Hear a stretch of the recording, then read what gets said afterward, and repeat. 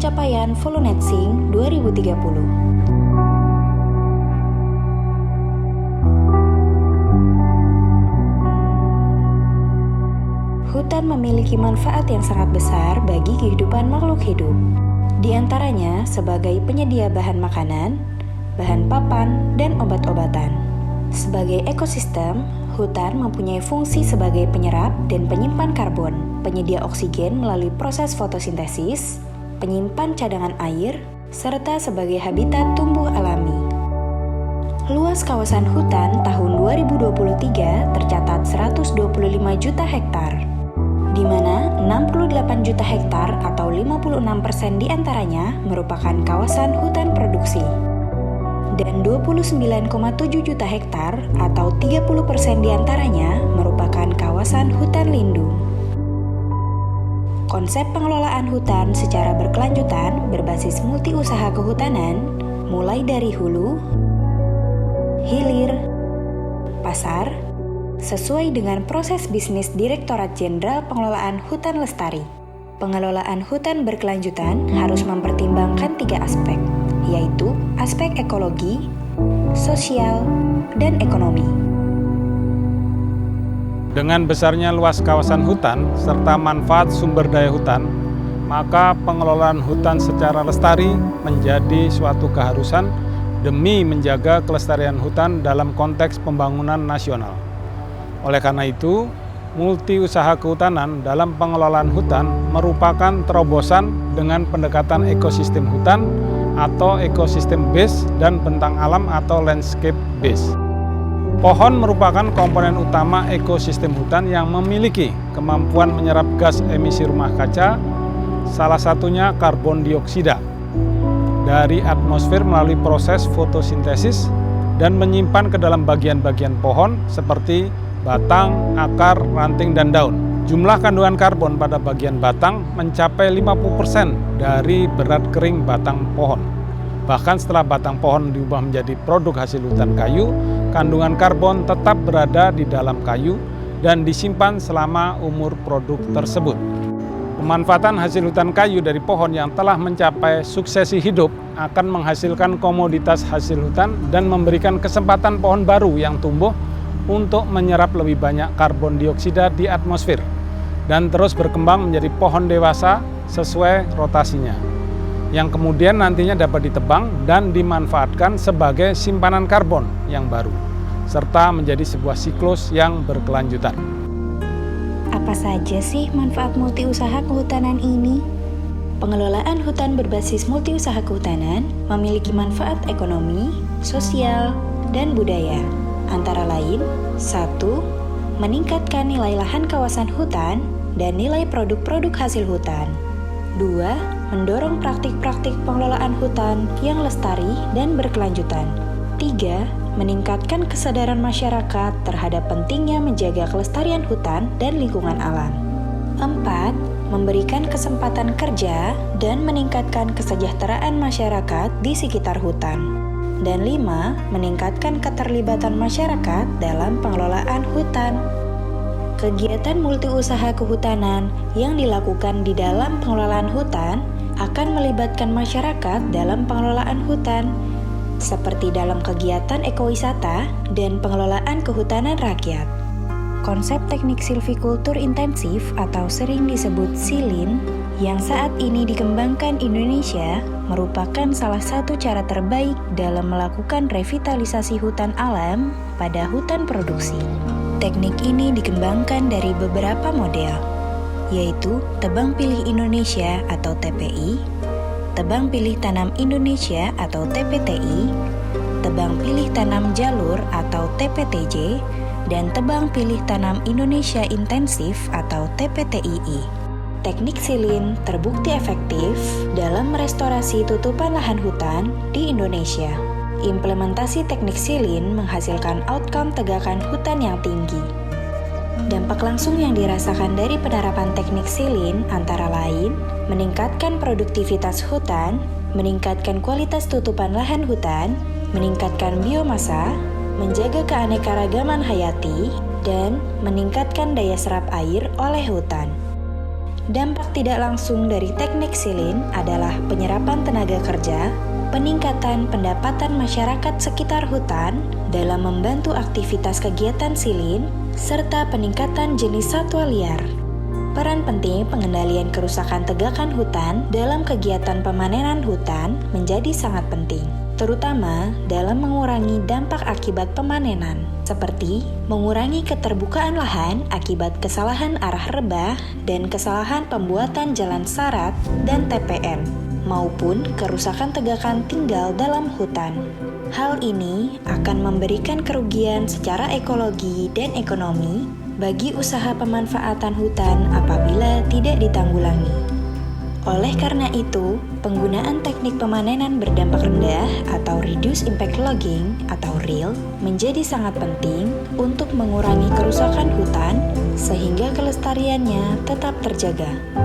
Reduced Impact Logging atau RIL merupakan suatu teknik pemanenan hutan yang berfokus pada bagaimana meminimalkan dampak negatif terhadap tegakan hutan dan lingkungan serta keanekaragaman hayati. Setiap hasil hutan yang diperoleh dari usaha pemanfaatan hutan dilakukan pencatatan atau pendokumentasian hasil hutan serta dilakukan pengukuran dan pengujian hasil hutan sehingga dapat dilakukan keterlacakan atas produk hasil hutan tersebut atau chain of custody. Pengukuran dan pengujian hasil hutan dilakukan untuk mengetahui jenis, jumlah, dan volume atau berat serta mutu atas hasil hutan. Hasil pengukuran dan pengujian hasil hutan digunakan sebagai dasar penetapan besaran nilai dari penerimaan negara bukan pajak atau PNBP yang disetorkan kepada negara. Hasil hutan yang diproduksi dari usaha pemanfaatan hutan yang telah dilakukan pengukuran dan pengujian hasil hutan serta dibayarkan PNBP akan diangkut ke industri pengolahan hasil hutan, yaitu Perizinan Berusaha Pengolahan Hasil Hutan atau PBPHH, untuk dilakukan pengolahan menjadi barang setengah jadi dan barang jadi.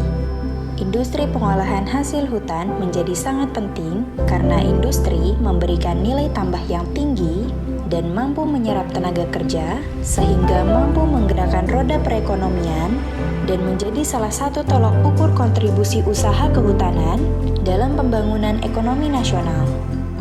Komitmen para pihak dalam melakukan pemanfaatan hutan dan pemanfaatan hasil hutan ditujukan dengan berpartisipasi dalam program sertifikasi pengelolaan hutan lestari dan verifikasi legalitas dan kelestarian.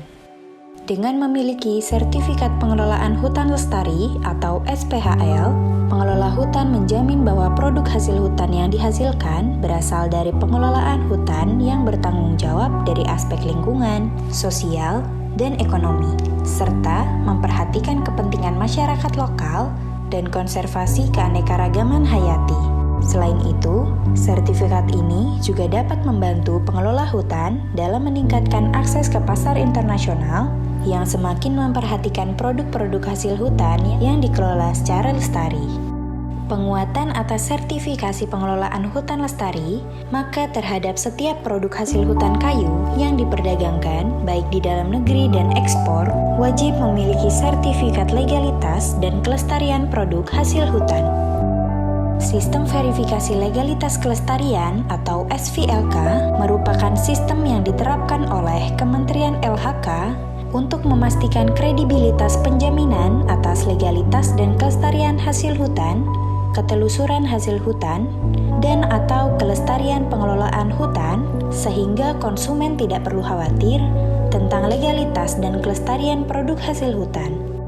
Pemerintah Republik Indonesia menerapkan SVLK untuk memastikan agar semua produk kayu yang beredar dan diperdagangkan di Indonesia memiliki status legalitas dan kelestarian yang dapat dipertanggungjawabkan.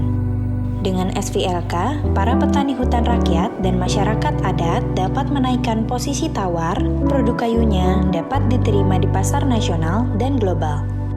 Para produsen mebel dan kerajinan kayu juga percaya diri akan legalitas sumber bahan baku kayunya, sehingga mudah meyakinkan para pembeli dari luar negeri. SVLK telah diakui secara internasional dalam sistem yang kredibel dan efektif dalam mempromosikan perdagangan kayu yang legal dan berkelanjutan. Sistem ini telah didukung oleh Uni Eropa dan merupakan upaya pemerintah Indonesia untuk memerangi illegal logging dan mempromosikan pengelolaan hutan lestari. Kita semua tentunya suka membangun dengan arsitektur atau bertema kayu, karena selain cantik juga ramah lingkungan. Pastikan bahan kayu yang kita gunakan berasal dari daerah yang memiliki SVLK untuk memastikan pasokan kayu yang ramah lingkungan dan lestari. Nilai ekonomi sumber daya hutan dapat dilihat dari besarnya penerimaan negara bukan pajak atau PNBP, usaha pemanfaatan hutan, dan nilai ekspor produk hasil hutan. Data tahun 2022 menjelaskan hasil hutan kayu telah memberikan kontribusi PNBP dan devisa yang besar di luar sektor energi dan sumber daya mineral. Masa depan ekonomi sektor kehutanan dari pemanfaatan hasil hutan sangat menjanjikan apabila melihat kecenderungan produksi hasil hutan bukan kayu dan hasil hutan kayu, khususnya dari hasil budidaya yang terus meningkat. Saat ini, produksi hasil hutan kayu dari kawasan hutan sebagian besar diproduksi dari PBPH hutan tanaman, kemudian hutan alam, dan perum perhutani. Hal ini menjelaskan bahwa hutan tanaman budidaya memberikan manfaat secara ekonomi dan berkelanjutan secara ekologi.